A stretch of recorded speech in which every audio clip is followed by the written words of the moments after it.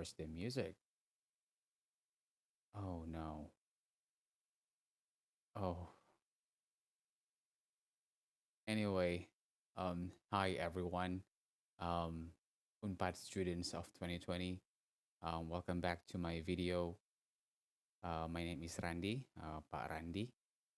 Today, um, we'll be covering two skills in listening comprehension.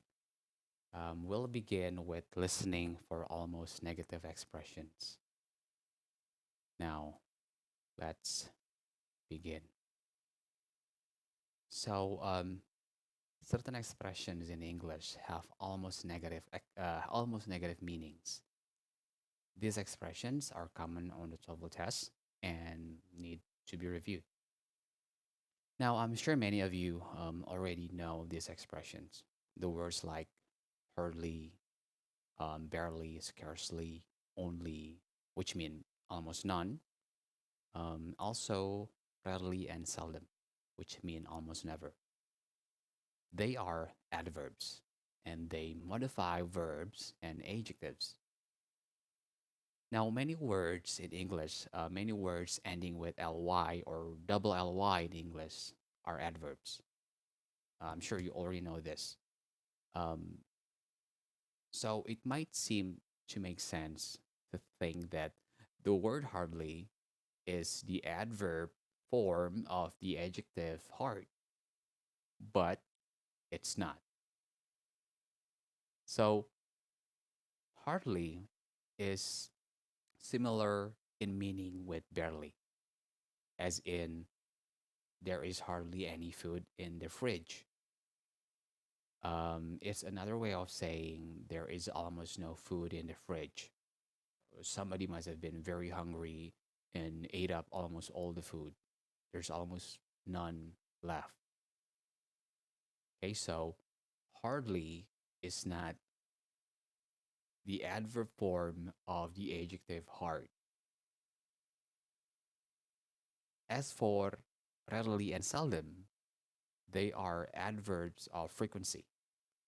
They tell you how often something occurs, but they don't specify an exact time frame, as in, he rarely drive to work, or in other words, he almost never drives to work.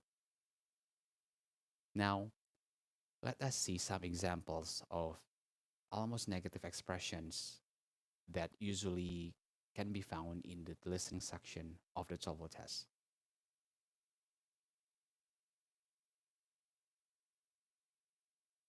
Now, let us see here. Underline the almost negative expressions in the second line of each conversations. Then read the question and choose the best answer. Remember that the best answer is one that it is true, but it is almost not true.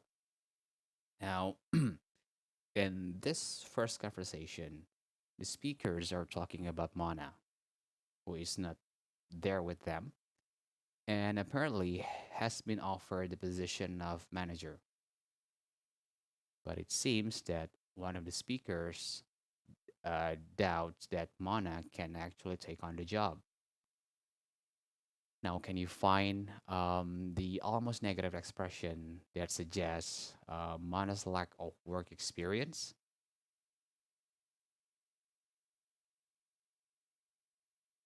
It's hardly, of course. She has hardly any work experience. Now, it also means that she hasn't worked for very long. So the correct answer is D.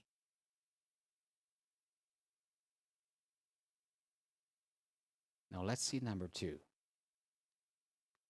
Now in this conversation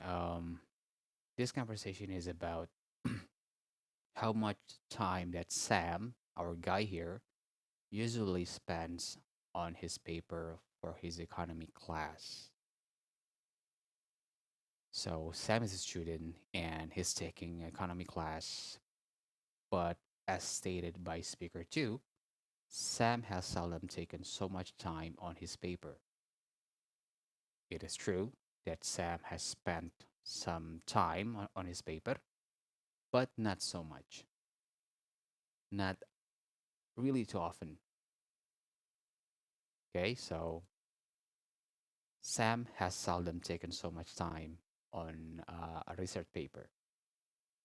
In other words, Sam has rarely worked so hard.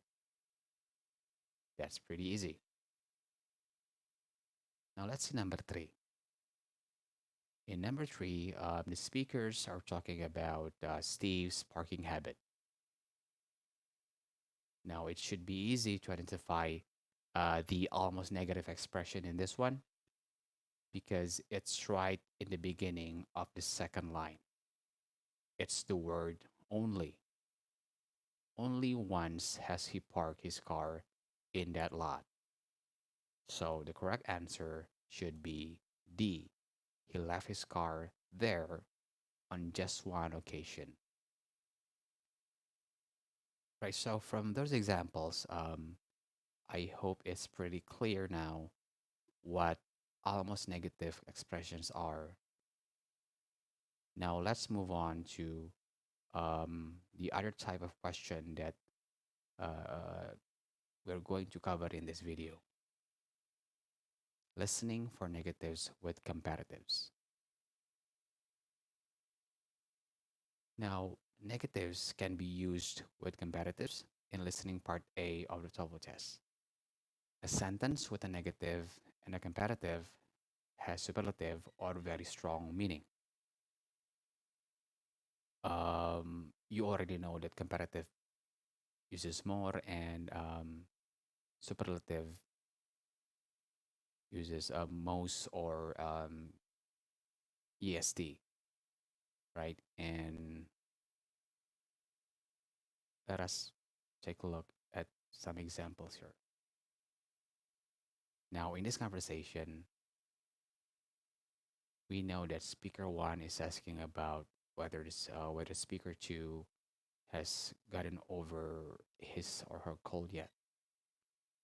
Speaker two got a cold, but he or she is now feeling better, as suggested by the statement, I couldn't be feeling any better today.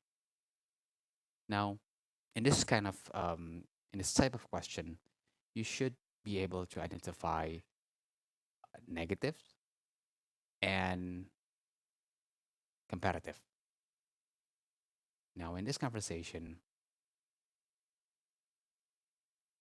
the negative here is couldn't, and the comparative is better.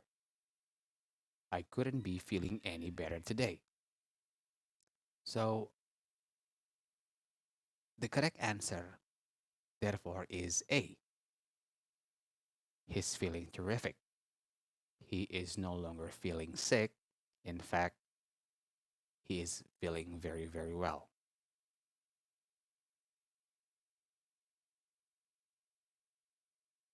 Now, number two. In this one, we we know that the speakers are talking about a person named Mike, who, according to speaker two, was not very friendly when they first met. He couldn't have been more friendly. Now, can you identify the negative and the comparative in the sentence? In the sentence in the second line? Of course, he couldn't have been more unfriendly. Could not and more unfriendly. So, according to speaker two, Mike was not very friendly when they first met. In other words, Mike was very rude. Um, Mike didn't seem to like speaker two at all. So the answer is C.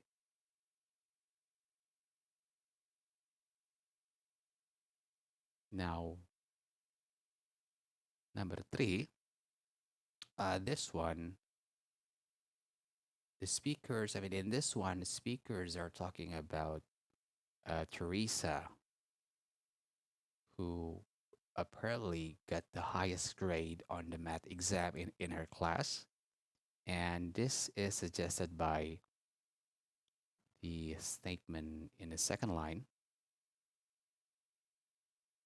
No one else could have done better. No one else is negative. Better is comparative. So negatives, comparatives. That's the pattern. It means that Teresa got the highest grade. No one else could have done better. I think that's pretty easy. Now, so after this, to get yourself more familiar with this type of questions, you should work on TOEFL exercise 9 and 10. Um, you you can download the PowerPoint file uh, also here, and the audio files for the exercises are also available here to download or to play online. So yeah, see you in the next video. Stay safe and stay healthy. Bye.